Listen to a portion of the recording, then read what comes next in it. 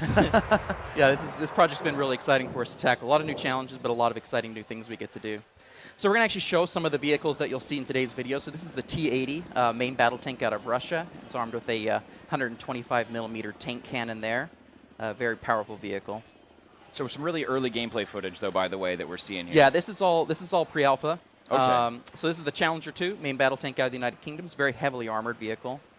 That's the Palmyra. It's an artillery unit from Italy, actually. Oh, so some authentic tanks. Yeah, so these are all real-world vehicles. Wow, that's so awesome. Yeah.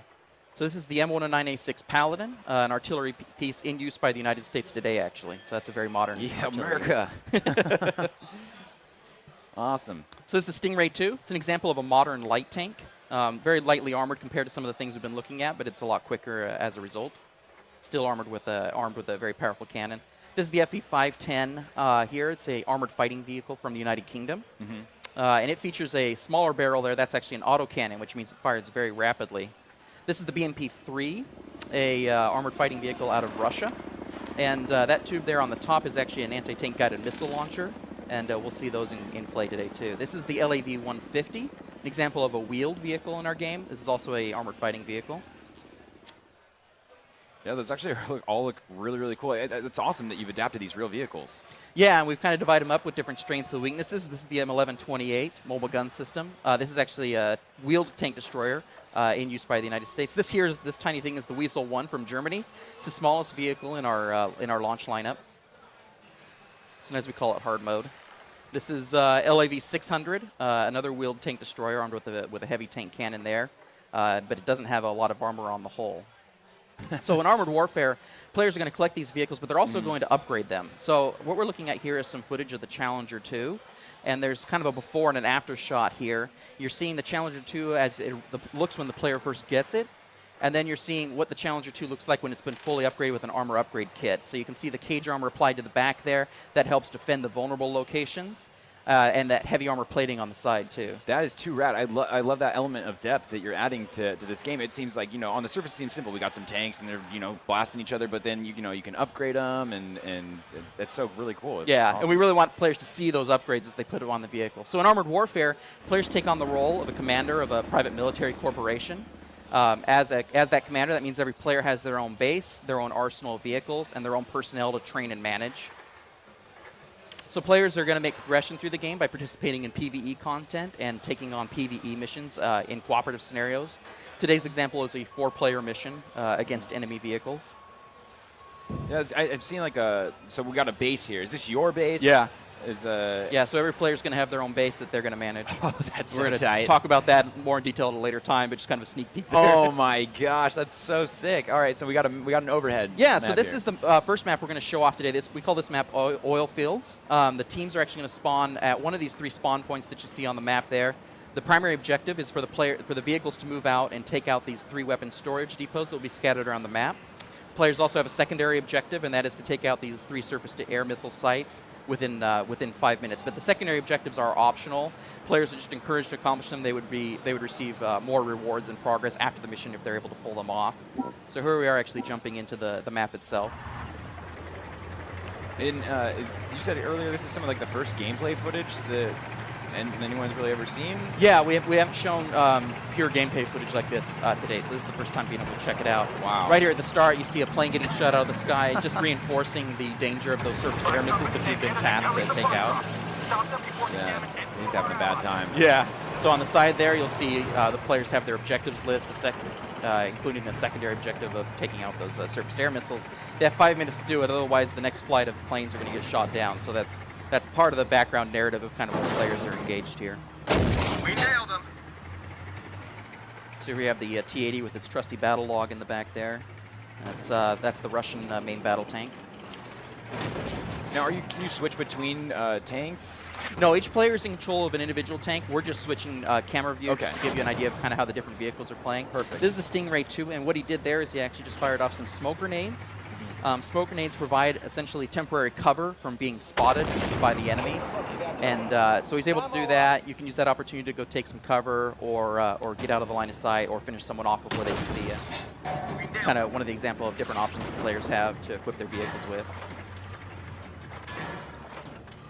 And I see a couple different views here. Like they're using different cannons. Yeah, or- well, they're able to switch to a first-person view to line up those shots a little easier. Okay.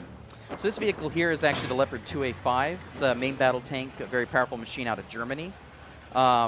Mounted on the back of his turret there is an example of another piece of modern military technology. You can see that little thing sticking up in the back there. That's That R2D2 looking. Yeah, it's an active protection system. It's designed to intercept and shoot down incoming enemy missiles. So it's a powerful defensive option available to some of the higher tier vehicles in the game. Cool. Actually looked a lot more like Wally. Yeah, it's Wally, but he shoots missiles down. So Tight. it's wartime Wally. So here we have the M1128 MGS we talked about a little earlier. He's just taking some long-distance shots there. So we actually model the armor on these vehicles. So there are vulnerable points, there are hard points that are very difficult to do damage to. Okay. So players will typically want to go for either sides or the backs of the vehicles because the fronts tend to be a lot more armored. And he took some damage there, took a pretty heavy hit. Yeah, I see Tank that. status is down on the bottom left there. And the yellow highlighted items are kind of some of the damaged items. Okay. And players can actually repair some of their damaged components. So things like treads can be broken, the engine could be damaged, maybe your cannon's damaged. That's a very bad time. But players are able to repair those and get back into the match at least once per match, provided they bring in the proper equipment with them. Okay. Yeah, it's cool. So he's being targeted by some enemy artillery there. You saw that shot coming in from a distance from somewhere. Yeah, it looks like he was taking a little bit of cover. Yeah, So you kind of have to exactly. calculate some of your shots there. Yeah, those arcing projectiles, they can be intercepted by either a building or a hill or the terrain or something like that. So kind of have to find that right angle of fire in order to get those shots on these mobile guys. But for them, the team has to use the cover defensively in order to not be taken out by the long distance fire. So they cleared out the objectives down in the southern area of the map there. They're now going to go ahead and move on up towards the north. You can see on the mini-map in the bottom right, those large blue circles kind of indicate the next points of where the objectives are. So again, this is that Leopard 2A5 with the active protection system on the back. Leopard 2A5 was actually the first vehicle that we modeled internally. So it's kind of always been our test bed for every new feature we put in the game, including that camo net that you can see on it. It just fired an anti-tank guided missile. It's got the active protection system on it. So it's kind of always been like every company come up with a new military toy to put in the game, it usually goes on this tank first. It's just kind of been a fun tradition at this point. Oh, sick, a little water action. Yeah, as long as it's shallow enough, you're okay. You don't want to. This thing is not going to go go swimming in the lake. It's not going to James Bond just straight up turn into a boat and No. just take you wherever you want to go. Forget it, I'm out of this battle, guys. Yeah. Not even trying. I'm done. Just bailing. No, so it's safe in the shallow water though. So that's totally fine. That's cool. That's awesome. There's a ton of different terrain. This map seems pretty complicated here, like or not complicated, but like diverse. Mm-hmm. Yeah, and this is just one of the examples of many environments that we're featuring in the game. You know, we're all taking the players to some traditional desert-looking style maps, some interesting-looking refineries and factories. We have a port city is one of the maps as well. We also have a winter snow blanket city. So a lot of variety on the different maps, and the artists go crazy with just making them look awesome. We nailed them. So there he's firing again the anti-tank guided missiles. Those are slower projectiles, but they hit a lot harder. Now you see the blinking on the side there for the secondary objective. They're just out of time. Yes. They only got 2 out of the 3 surface-to-air missile launchers, so unfortunately, one of those planes isn't going to make it out of here. Yeah, it's way to go, team. Yeah, great job, guys. Yeah. But you know, ideally the players would take out all 3 of those and get those planes across safely and to receive the additional reward too.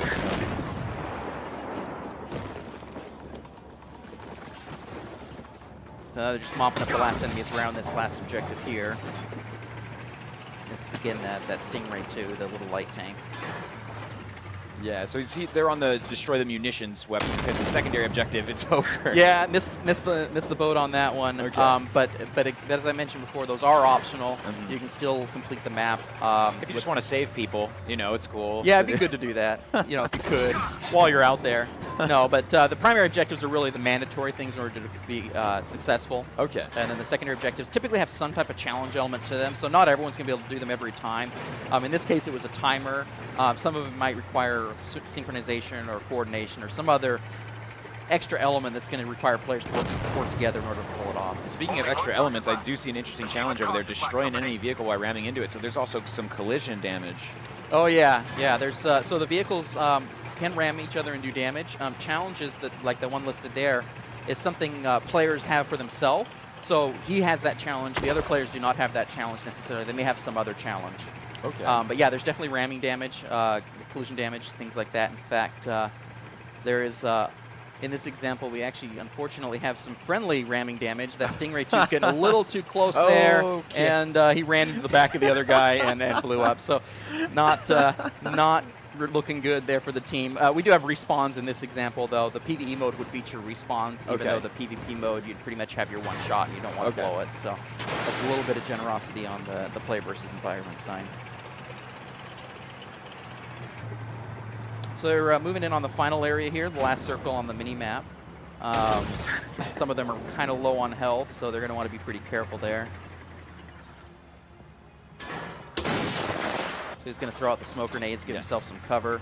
That'll keep him from taking some shots from the enemy there, provided he's at a good angle. So here we have, he's aiming at that surface-to-air missile silo. It's unfortunately empty. That's a spike kill anyway. Not going to get credit for that, but whatever. Makes up for missing it earlier, maybe. Hey man, whatever. Just sometimes you just gotta blow something up, right? That'll teach it. All right, so sending some more. Seems pretty far, like some long distance stuff. This is like a lot of ranged action. Of course, they're tanks. They're tanks. Of course, there's gonna be some ranged action, but yeah, there's some seriously awesome long distance shots here. Yeah, so the players can go into that first person perspective just to better align up that shot. So it looks like they're gonna blink the area with smoke grenades here, get some final cover while they mop up those final enemy vehicles. But yeah, the vehicles are designed to engage at a variety of ranges, so they can, like, especially those tank destroyers I was talking about earlier, very, very high accuracy from a long distance. Vehicles with anti-tank guided missiles, you can guide those in from long range, also very effective. Now, remind us again for people that might have just popped in and maybe they just got here 5 minutes ago and they're like, wait, what am I watching right now? Watching Armored Warfare, of course, and there's quite a few different tanks, like you just said. There's these long distance tanks. Yeah, so you know, big here you have ones. this main battle tank here and another one to the side. We got the tank destroyers on the wheels over there, and then a small light tank in this match. So we're not showing the artillery one in this, and we also don't have a armored fighting vehicle in this particular match. Okay, and there's 5 total. Is that how many? you Yeah, said? five Okay. vehicle classes. Cool. So at this point, the players transition on to the next map in the series. This is one we call Refinery. And unlike the last one, their spawn points aren't random. They all start on one side of the map, work their way over to engage a very entrenched enemy, and they pretty much have to work as a team. So they start out having to work their way across an open field, a very dangerous area where they can be shelled from a distance.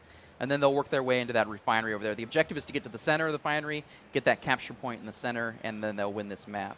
So this is the second out of what would be 3 missions. We're only showing 2 today. Okay. Or three maps in a full mission. Yes. So we're seeing about 2/3 of a full PvE playthrough for a team.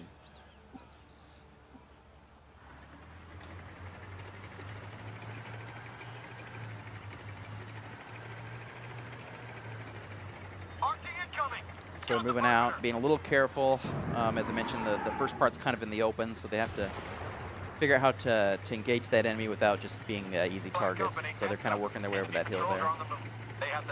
And like you said, this is the heavy team play map here. Where you really Yeah, wanna if someone function. just zips off on their own, the enemy's very entrenched on this map, so you'll get mobbed pretty bad. But as long as they work together, they'll be just fine. Now on this map, there's a new secondary objective. This one's timed as well. It says destroy the fuel shipments, and they've got 3 minutes to do it.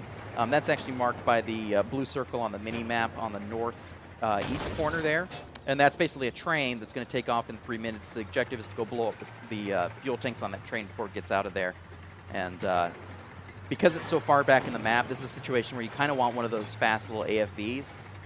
Those armored fighting vehicles, they can zip in the back there, get that objective, and get out of there, ideally without getting shot. Nice.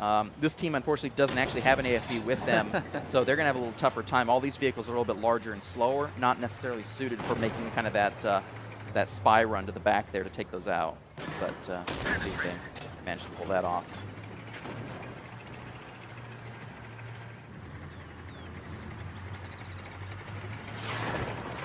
Just missed getting blown up there.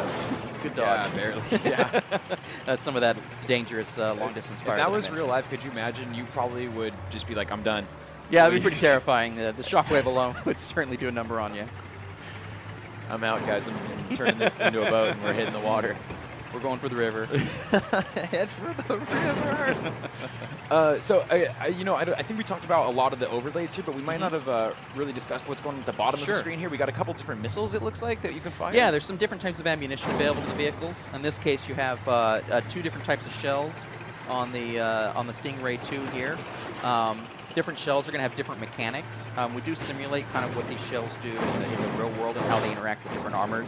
So there's some pros and cons of the different choices you have available. This tank is actually about to fire an anti-tank guided missile. And the thing is, you can actually guide that missile. He tried to hook it around the corner there and get that vehicle that was backing up. I don't think he actually managed to pull it off, but we have seen some pretty crazy trick shots possible with those guided missiles too. And then he also has a primary shell that's just the standard direct fire style. Okay, cool. Flag company, they have reinforcements inside. And it looks like some of those slots are for like repairing potentially. Yeah, so on the other end of the bar there you have some different consumables players can bring in. So there's an array of different options for those. This example, he has improved fuel, that's improving the quality or the horsepower of his engine. He's also got a repair kit and he's got a fire extinguisher. The vehicles can be set on fire.